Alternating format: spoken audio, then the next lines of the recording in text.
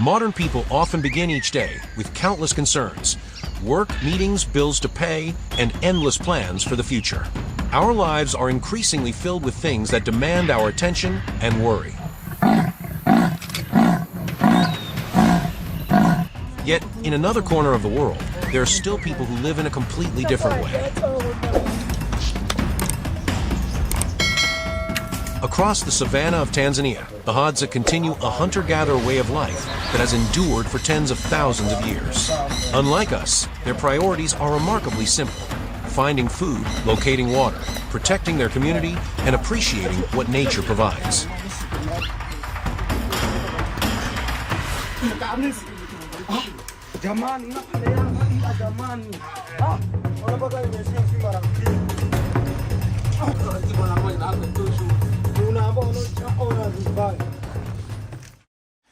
In the modern world, people rely on technology, advanced weapons, and mass-produced tools.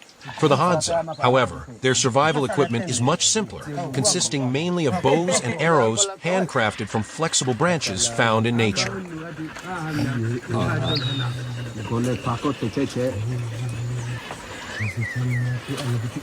Without machines or modern measuring devices, they rely on their hands, their eyes, and generations of experience to carve, shape, and adjust each arrow for different kinds of prey.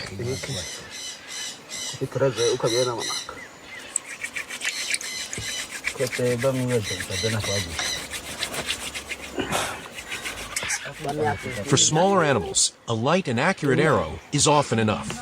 For larger game, however, the arrowheads are usually coated with a plant-based poison to increase hunting effectiveness in the harsh wilderness.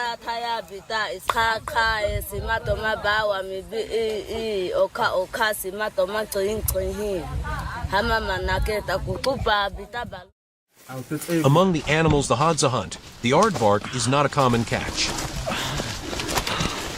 As a nocturnal animal, it is extremely difficult to find unless one truly understands the natural world.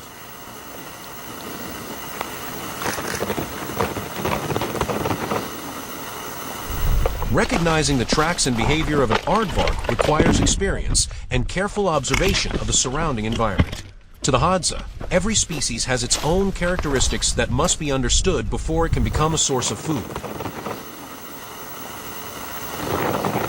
While modern people spend much of their time worrying about tomorrow's plans, the Hadza devote their attention to what is essential for living today. Deep within the forest, finding a single aardvark and bringing it back to feed the community is already a meaningful achievement. Perhaps the Hadza remind us that happiness does not always come from having more, but from knowing what is truly necessary in life.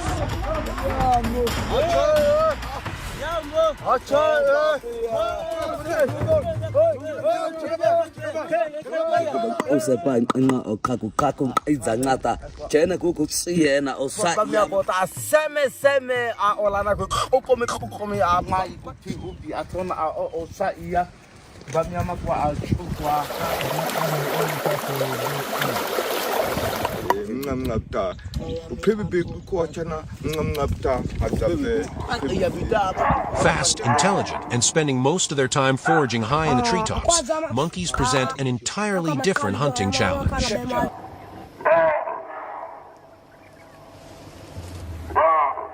A single branch shaking too hard can send the entire troop disappearing into the forest within seconds. For that reason, there is no room for distraction during the hunt. Their attention is not divided by work, interrupted by phone notifications, or pulled away by information flashing across a screen. At that moment, the only things that matter are the sounds echoing through the treetops, the movements of the prey, and finding a way to bring food back for the community. This is not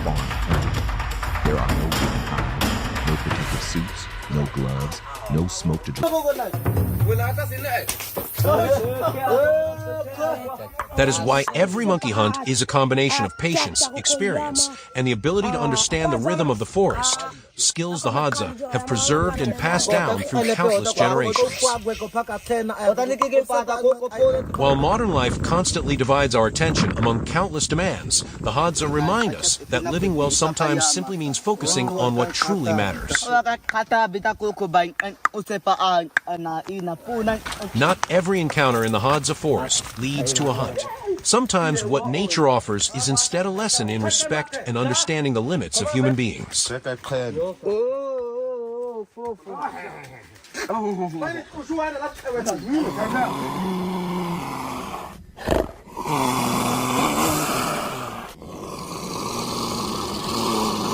While following the tracks of wild animals, a Hadza hunter suddenly notices a set of large, fresh footprints pressed into the ground.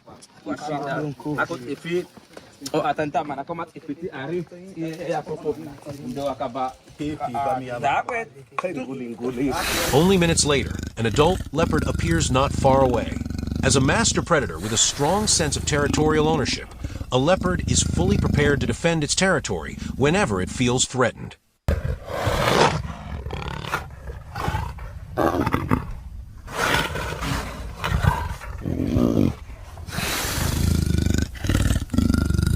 The hunter immediately keeps his distance, avoids sudden movements, and slowly backs away.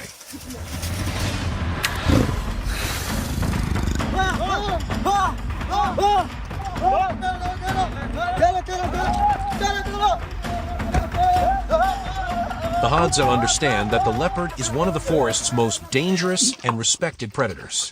Confronting it is not a sign of courage. Sometimes it is simply an unnecessary risk.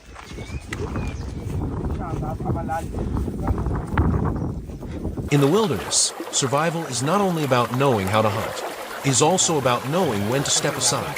To the Hadza, respecting the lives of other animals is itself part of the survival wisdom that nature has taught them over tens of thousands of years.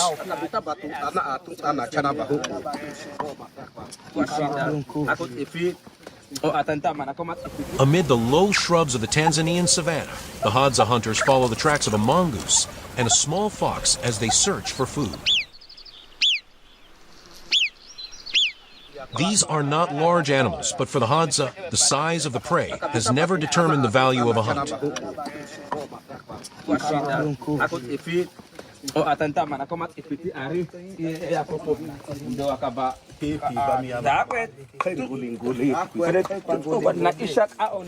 They understand that what matters most is bringing food back to the community. The hunters watch every movement of the animals, making the most of every opportunity nature offers. Perhaps that is also what makes the Hadza way of life so remarkable.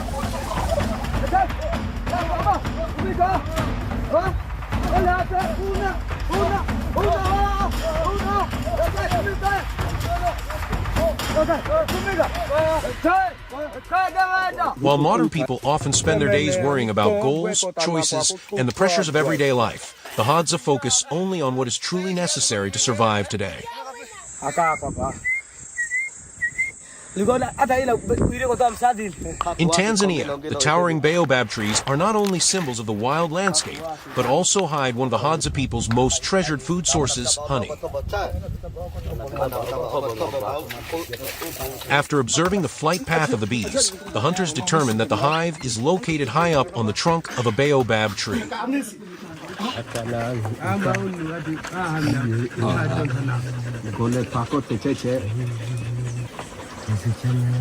But reaching that reward is far from easy. The hunters use the surrounding environment to create temporary footholds, driving wooden pegs into the massive trunk one by one.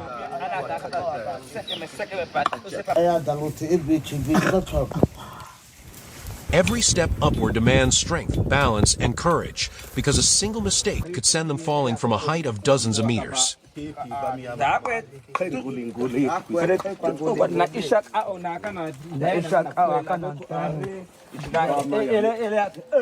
Once they reach the hive, the hunters use smoke to calm the bees before carefully harvesting the honey-filled combs.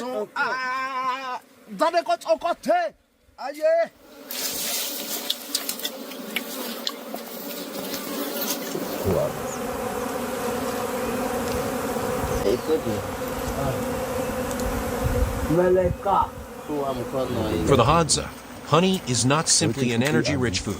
It is the reward for patience, climbing skill, and the ability to make use of what nature provides.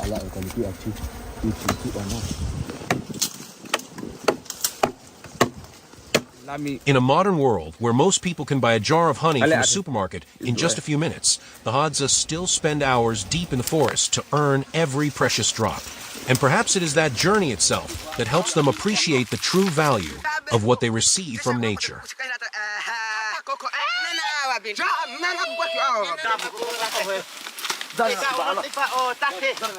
This is not farmed honey.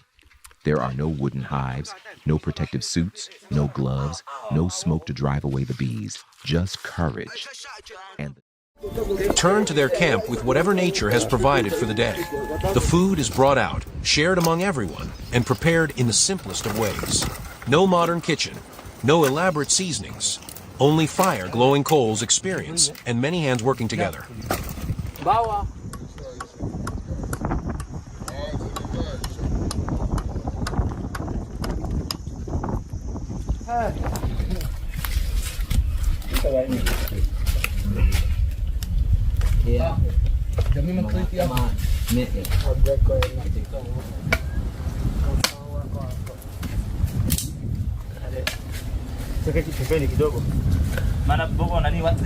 Those who hunted do not eat alone.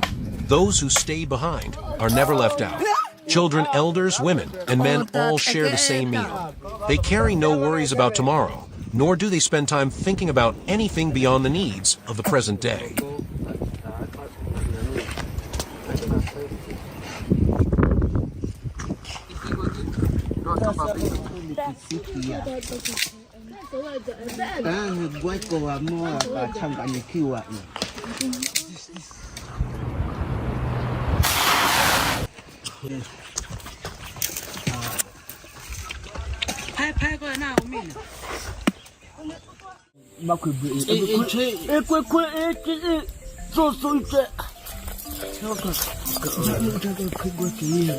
The Hadza own very little, yet they understand exactly what is necessary for life.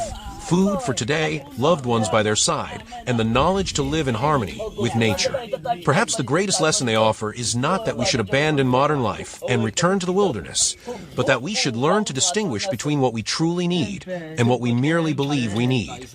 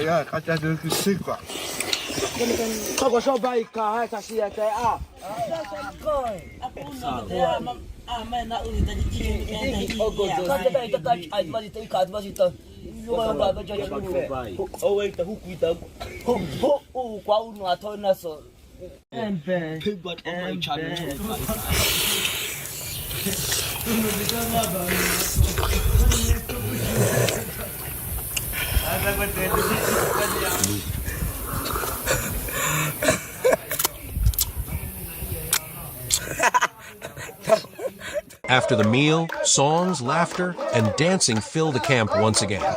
They celebrate, talk, and rest together, bringing another long day to a peaceful close. In the harsh savannah, the Hadza's happiness does not come from owning more, but from knowing that no one has to face life alone.